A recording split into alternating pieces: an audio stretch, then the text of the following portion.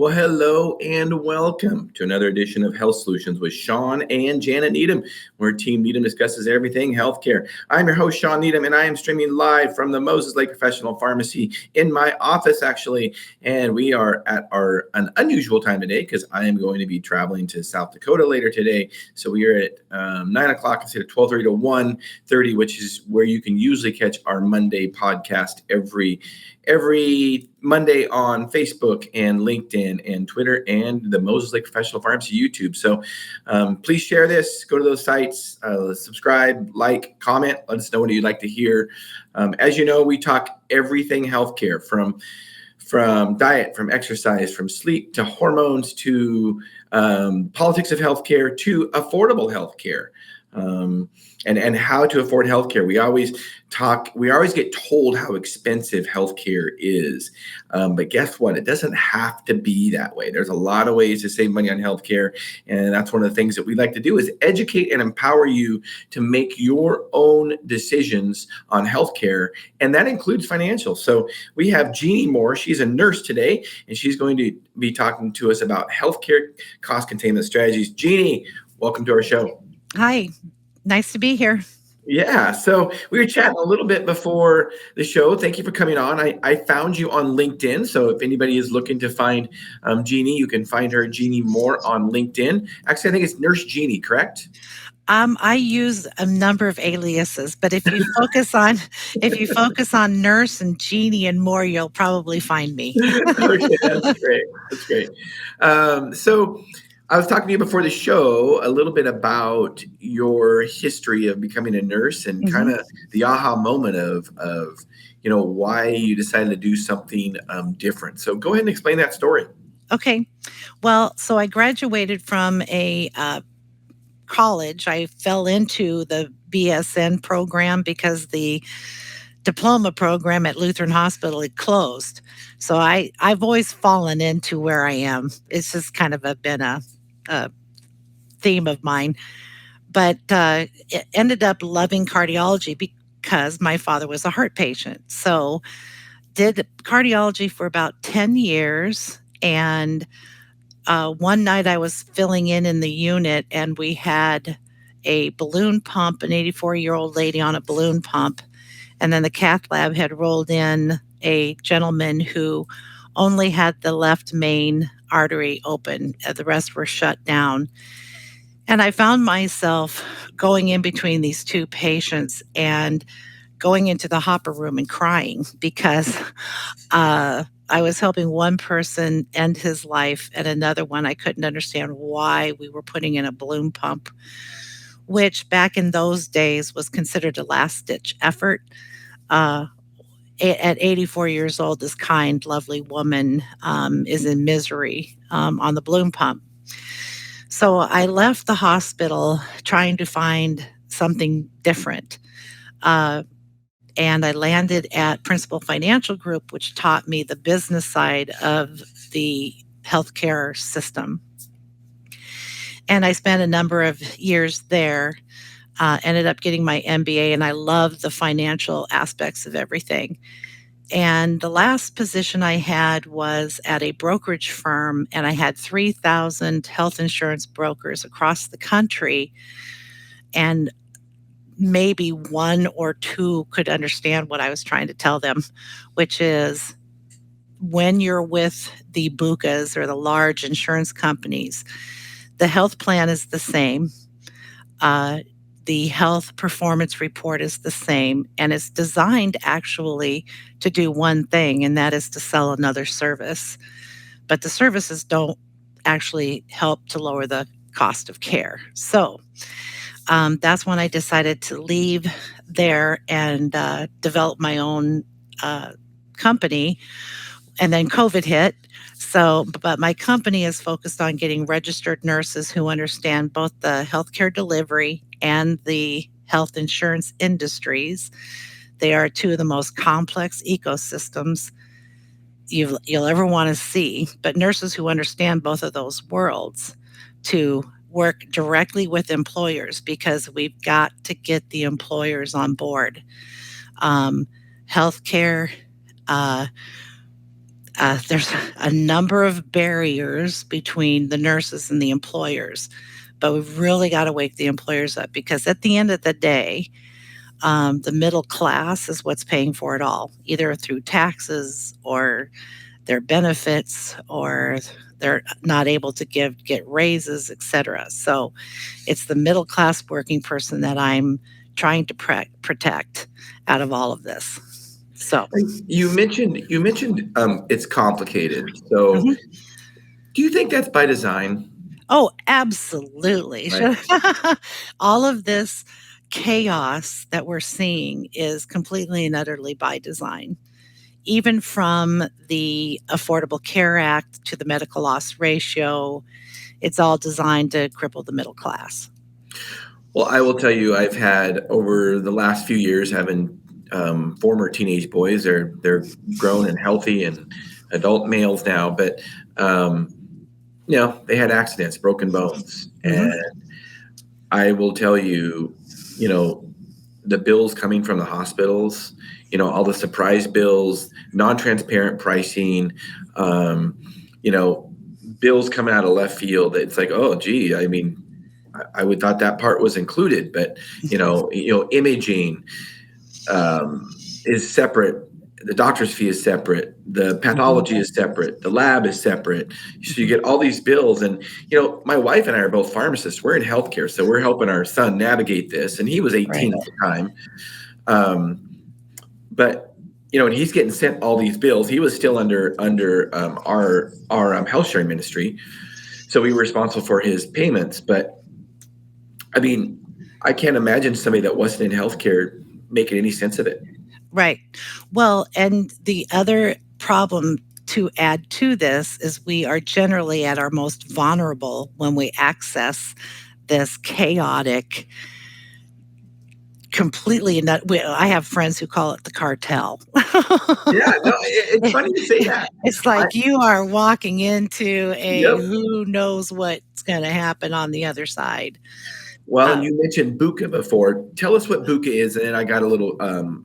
I can talk Sure. about cartel. Tell us what Buka is. So Buka is the Blue Cross Blue Shield, which that's a whole nother story we'd have to have 2 more hours for. But Blue Cross Blue Shield, United, Cigna, Aetna, Humana. So any brand name insurance, anybody who can afford a commercial on TV, that's who you don't want to work with, because Right. they have the ability to afford to market to you Yeah, and tell you how wonderful and kind, and I watch our local blues plan, and I just well, they're really not that nice.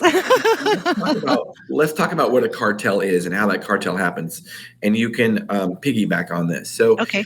the Bukas, Hmm. they are in collusion with hospitals and big healthcare corporations Hmm. to create a cartel Hmm. to essentially screw the consumer, overcharge the Exactly. consumer.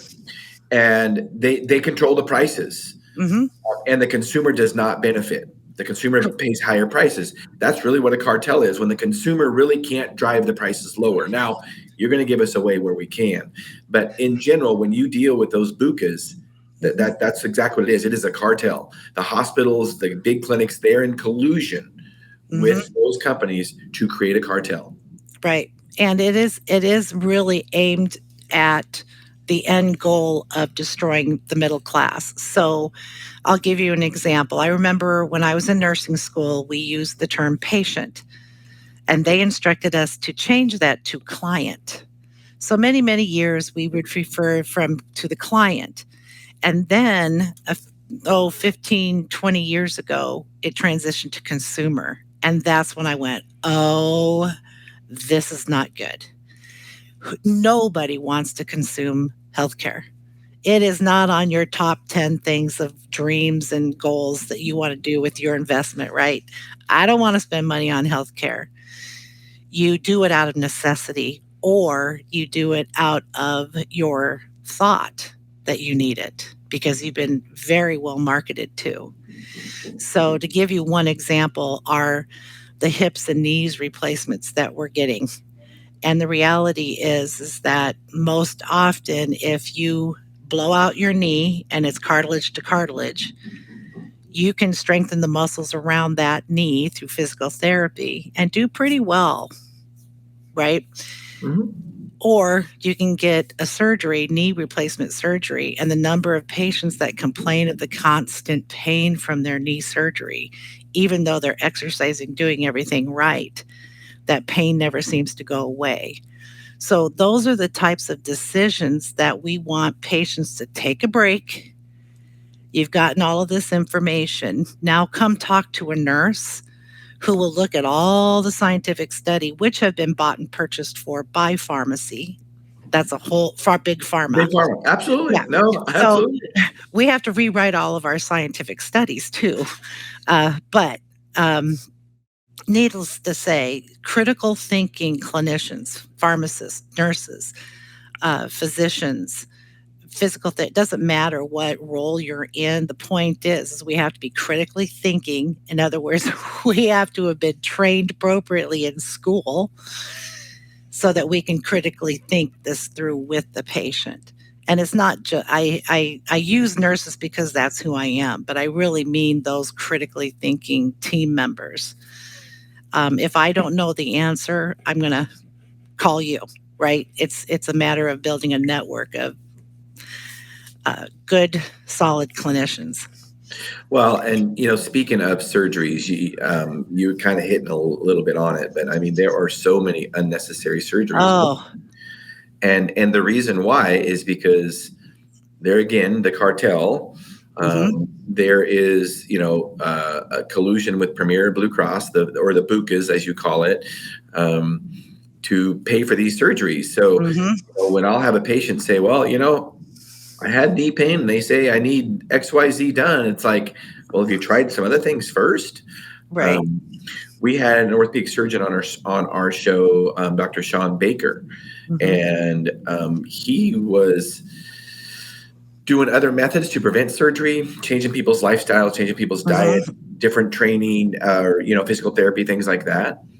And he actually got blackballed from because he wasn't doing enough surgeries. I've been censored multiple times because the engine that doesn't like to hear what I have to say. Yeah, right. I am really I say a lot of things to antagonize all of the middlemen, and there's 15 middlemen in the middle taking a piece of the pie between the patient and their caregiver.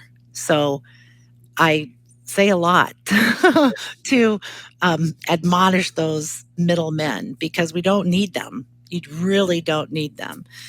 In fact, I'm starting to lean towards the fact that you don't really need health insurance, especially employers. All you need is a bank account and then a nurse like me, seriously, and let me negotiate. There is nothing that exists in the market today that wasn't created by registered nurses 30 years ago. Only we used to call it case management. So reference-based reimbursement, pharmaceutical disease management is a rollover off of the nurses that were doing it back in the day. We just would call you and say, okay, here's what's going on with the pharmacy component of this case. What should I do? Right? Reference-based reimbursement, disease management, case management, all of it was all created by nurses way back in the day when the insurance companies were trying to control the costs for their clients. So now what are you suggesting? You're suggesting no insurance, just a bank account, or isn't there something, educate me, isn't there something where you can buy this, as an employer, you can buy this catastrophic plan or something to take care of the $100,000 claim if there is one, like a cancer or whatever. Is that correct? But, yes, some brokers are doing that. I haven't seen the outcome of that arrangement though, because define catastrophic for me, right? So usually it's around certain diagnoses like cancers, et cetera. But the problem with that is in any given employer, it doesn't matter what size. I spent a lot of time in the data looking at the data. And that's when I realized that the health plan performance reports were designed to sell another product.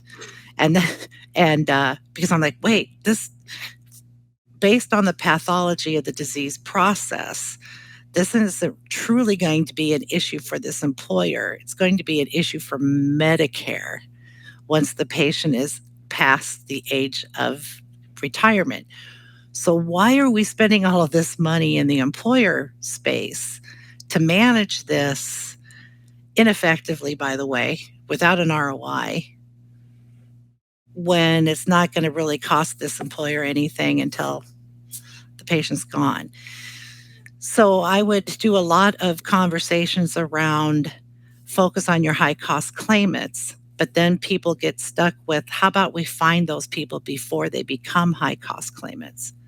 Right. And that is where we need to be building the relationship with all of the members, because the other thing I say all the time is the data.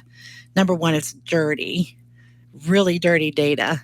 And the second thing is claims data is dirty. And then the second thing is it's only half of the equation. And the other half of the equation comes when a nurse picks up the phone and talks to the member and gets all of that non-claim information. So to explain that, I use the example of 2 traumatic brain injury patients. Same age, same exact injury, same hospital, the whole 9 yards. But one case is a tremendous amount of savings versus the other one, and it's because of the level of dysfunctionality in the family. So this patient had a very supportive family who could understand how to care and treat for them. This one was highly dysfunctional, and that is what altered the outcome of the case. You know what's interesting? You hit on something, and Janet and I see this often in healthcare. We think, and this is probably not going to go over very well when I say this, but so speaking of that, we see a lot that it seems like disadvantaged people get taken advantage of in healthcare more than anybody else. Oh, absolutely. And our Medicaid population is horrible. Well, there's a reason Right? why, right? So there's a reason why the big, now we're on the other side of the equation, but the insurance companies that take care of that population, there's a reason why the states turn around and sue them for multiple millions of dollars. So I worked at one for a short time. And when I left, I said, it's just a matter of a couple of years before you start seeing the lawsuits come along. And it's now happening. You see it, like 14 different states have sued this company. And so much of it has to do with the infrastructure of the organization that is signing up for these jobs. I have seen multiple companies crumble because they don't understand the difference between case management and disease management.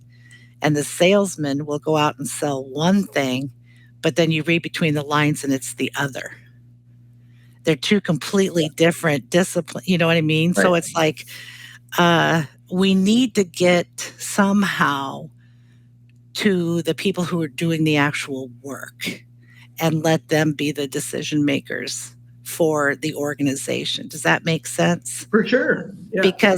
But when you get that upper echelon in there that don't truly understand what business they're in, it kind of crumbles. Well, I think that's a good. Yeah, I think that's a good segue into your book. Tell us about your book, Nurses Take Back Healthcare, one employee at a time. Tell us about this. So this was really kind of funny because the whole reason why I wrote this book was because I was angry at Dave Chase. Tell me who Dave Chase is. Okay, so Dave Chase came out with a book, and he's a writer and he's a marketer, and he's very, very eloquent. He did a TED Talk, and he's a great guy, right?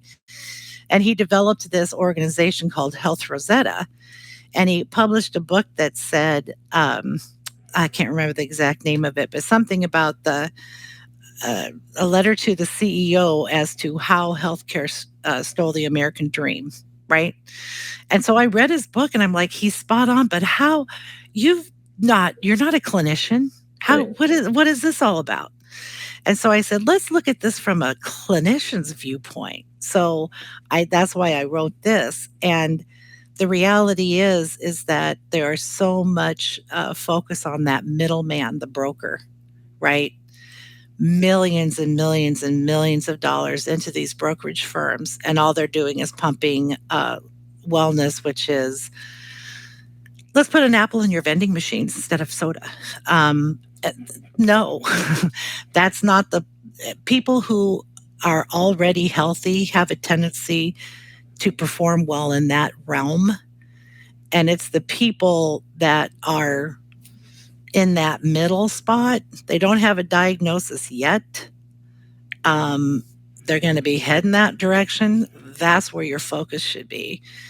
Keep the healthy people healthy. Put apples in your machine. Give them water instead of pop. Everybody knows that stuff. We don't need to pay for it in addition. Don't have smoking policies on don't let them smoke in your factory, whatever. Yeah. But it's that middle population. That's where we should be spending most of our time and making sure that they have all the services. And they're probably not even thinking about it. Well, and speaking of your book, I love the name, by the way. Oh, thank you. Yeah, I'm gonna just add to it a little bit. Okay. I have a lot of, and I'm sure as well as you do, I have a lot of doctor friends. Right. And they often say doctors need to take healthcare back. And really what it is healthcare professionals need to take healthcare back, right? Right. And I only want the very best doctors to go along with me. Well, and not the ones that are the preferred provider for bucas, right? Or the one who is going to a different state to pick up patients because no one in that state will go. Right? I want the very best doctors alongside me. Yeah. And if you remember, when I practiced in a pharmacy, in a hospital pharmacy, 25 plus years ago, mm-hmm. I mean, basically it was, many, many years ago, it was basically doctors and nurses that took care of patients. Right. Now there are so many people involved in that process mm-hmm. that have nothing to do with clinical care whatsoever. Right. Right. And that was the beginning of the downfall. I can mark it down to 1992 was when we said, oh, there's a nursing shortage. No, there's never been a nursing shortage, people, ever in a million years. What happens is we get burnt out. Yeah. And in my day, we got burnt out in 10 years. And now the burnout rate is 2. I was going to say, right. Yeah. Yeah. We just go do other things because we can't do it anymore. Yeah. So, and we're that sandwiched profession in between the patient and everybody else. So, but the physicians, I have gotten to the point where it's the physicians and the nurses and the other clinicians that are willing to walk away from the money and go to their profession and try to do it on their own. Those are the people I'm looking for. Absolutely. Because you got to walk away from the money. Yeah. And that's one of the things is that the system, big healthcare corporations, hospitals and big corporations, they have so much money to offer these physicians mm-hmm. and nurses too, that it's hard for them to say no. But mm-hmm. in reality, you have to have some ethics. Mm-hmm. That's why we're into healthcare, to take care of people. And ultimately, we just have to take care of patients and not worry about a big salary. Mm-hmm. Unfortunately, the system is rigged against us, especially mm-hmm. now with how expensive college is and all that kind of mm-hmm. stuff. So these physicians come out with huge debt. So these hospitals offer this guaranteed salary for 2 years that is huge. And it's like, wow, I can pay my debt back now. So, well, we also need to redo our education systems too while we're at it. That's a whole other podcast, right? Right. And we also need to reconvene our licensing boards and get them under control as well. So it is, I personally think that if we really wanted to do it the right way, everybody should go through nursing school first. And then if you want to branch off from there, great. But you've got to get that patient component done. There's too many people. I used to train physicians as they were going through, and this is how you run a code, right? And then a year later, they're being nasty to me, and I'm like, listen here, buddy, I trained you. Right. Yeah, right. Where are you coming from? So anyway, I've seen nurses save so many physicians' butts. It's awesome. Right. But it's like but that's okay. I'm okay with doing all of that. But I don't want to diagnose and come up with the treatment plan. Right? That's not not my passion. My passion is taking the best, brightest physicians' diagnosis and treatment plan and then caring for the patient. That's, you know what I mean? So it's like everybody's got their role, but you've got so many techs and people that aren't nurses. So I always tell people the last place you want to be if you're really, really super sick is in the hospital. For sure. And that the people that you think are nurses are not nurses. Yeah. They're techs. Yeah. And so if you are waiting for that tech now, not all techs are terrible. There are some that intuitively pick stuff up, but that's one of the reasons why I left, because I can't let the patient that has the big sign on their wall that says complete bed rest because he's got clots, don't get him up to the bathroom. Yeah.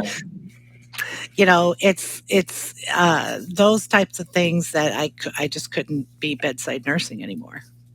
Well, and I mean, by design, and thank goodness is that, and this is why I love nurses. One of the reasons I love nurses is, they are patient advocates. I mean, you guys are the biggest patient advocate out of anybody on a healthcare team. And that's what you guys are trained to do. That's right. I mean, kind of like first and foremost, maybe, I don't know. And so that is why it's so important that, the terms we use in healthcare, I mean, a lot of people get called nurses, but are they really a nurse? I mean, they by training? That's really important. Same thing with physicians. I mean, a lot of people get called doctors now in the healthcare field, but they're not really MDs or DOs. They're not medical doctors. So, we need to be careful about those terms. So, so do you have an example of? Can you give us an example, a patient example of where you saved an employer or a patient, a lot of resources? Oh, sure. Please. Back in the day of case management, where we had the ability to negotiate and come up with alternative plans, right? So a physician wanted to transfer this patient from here to there. And we said, yeah, let's talk to the family, see what's going on. And we actually got the patient home and then supported them at home.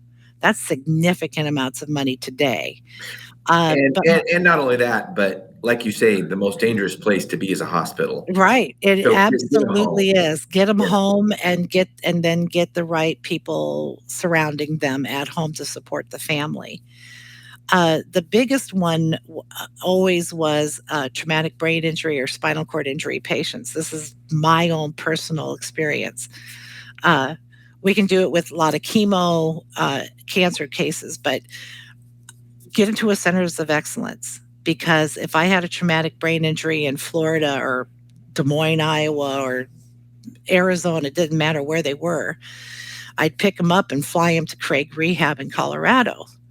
And the reason why is because Craig Rehab could get everything stabilized for the patient, train the family on how to care for the patient. And it cost me $100,000 said and done.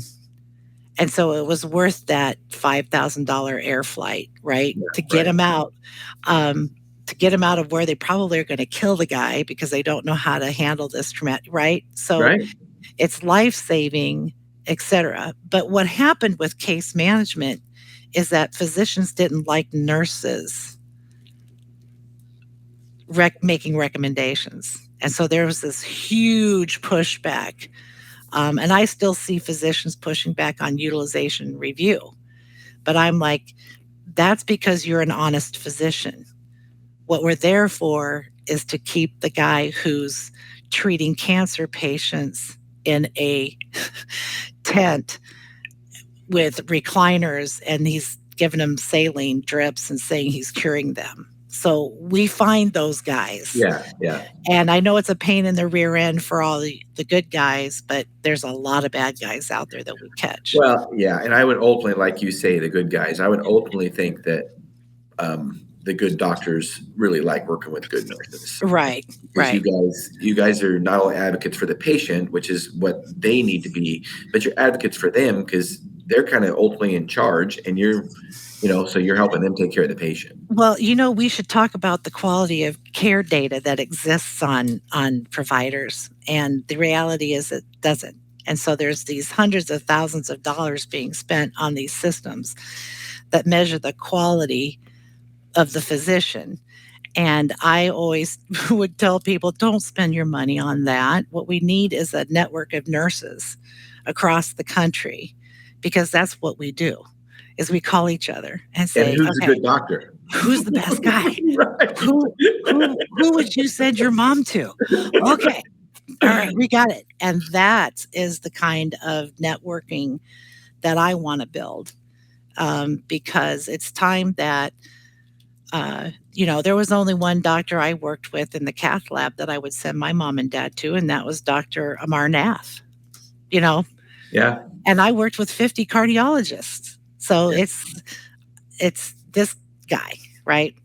So I think that I've seen so many negative things happen to people that didn't need to happen. Surgeries, where we have turned the healthcare system into something that harms people. It's time to stop. Yeah, very sad. Yeah. What's the first step for an employer? I'm going to go ahead and stream your website here. What's the first step for an employer if they have questions for you, or they want to reach out to see how they can save money for their employees Yeah. and better healthcare? Yeah, and it's not even just saving them money. It's about making sure that their people are well taken care of. And we used to say, improve the quality, lower the cost. Well, let's have that discussion about what do you want to do as a patient, right? That's the main thing. But the way they do it is just let me know. I've got a whole army of people that I work with and collaborate with, from broker advisors to PBMs to the whole 9 yards. And so reach out to me and I'll get people connected. And that's really what connections was really all about, is that I've got this huge network of people who are all trying to fight the good fight. And what is the name of the website? It's connectionshcc.com. And as we wrap this podcast up, Jeannie, thank you so much for this information. This is great. As always, one of the coolest things about these podcasts, I get to meet great people like yourself and just learn from you. Mm-hmm. And it sounds like, we kind of speak a little bit of the same language, and that's always nice to hear when another healthcare professional is on the same page as us. So, well, I do have one question for you. Sure. And this might be a loaded gun. But so I think that the situation that we've gone through as a country with COVID and our government has had a huge, it's like gas being poured on a flame. And I would like to know your opinion on that. Well, I mean, that's a pretty broad answer, or a broad question, I guess. Right. But I think so. I think, I agree with you. What has really happened, I think, is the system has been exposed. Mm-hmm. So now over the last 2.5, 3 years now, people that had any kind of question about our healthcare being kind of a corrupt system, I think a lot of people now realize they know it's true. Right. So, I mean, if there was any good that came out of this COVID thing, I think that the systems have been exposed. So right. I've never seen in my entire life more people trying to access different forms of healthcare payment systems like you're talking about. Mm-hmm. Whether it's something from the traditional stuff where they just don't trust it anymore, the bukas, as you call it. Mm-hmm. They just don't trust that they have their best interest in mind, which they don't. Right. So they're looking for other things. People that are, I interviewed Dr. Paul Merrick of the FLCCC last week, and through the whole pandemic, he decided he didn't want to be on medication anymore. So he Right. changed his lifestyle to get off blood pressure, cholesterol, diabetes medications, Mm-hmm. because he doesn't trust big pharma. Right. Right. And Well, well I understood. I have doctors that are basically telling me everything that I used to teach cardiac patients was wrong. I'm not surprised. Yeah. Right. So it is time for us to nurses connect with patients, protect them because they've got stuff coming at them at all angles. Right. So let's help patients make appropriate decisions for themselves. Absolutely. And Absolutely. we'll network from there. Absolutely. I agree with you 100%. Yeah. So Jeanne, thank you for being on today. I really, truly appreciate it. You have helped us realize our goal of educating and empowering individuals to take charge of their own health. So thank you so much. Right. Thank you. Listeners and viewers, stay on, Amy or Jeanne, so I can talk to you afterwards. Okay. Listeners and viewers, thank you for tuning in today. Do not miss Friday. Janet and I will be in Arkansas, and we will be streaming live with Dr. Amy Beard. She's a functional medicine doctor and has been on our podcast a few times. And we are going to be talking about nature therapy and the importance of nature therapy and how it keeps us healthy. So that will be 9 a.m. Central Time, so 7 a.m. Pacific Standard Time, right here on all the platforms I mentioned earlier. So you don't want to miss out. Thank you for tuning in and listening today to Health Solutions with Shawn and Janet Needham. Thank you.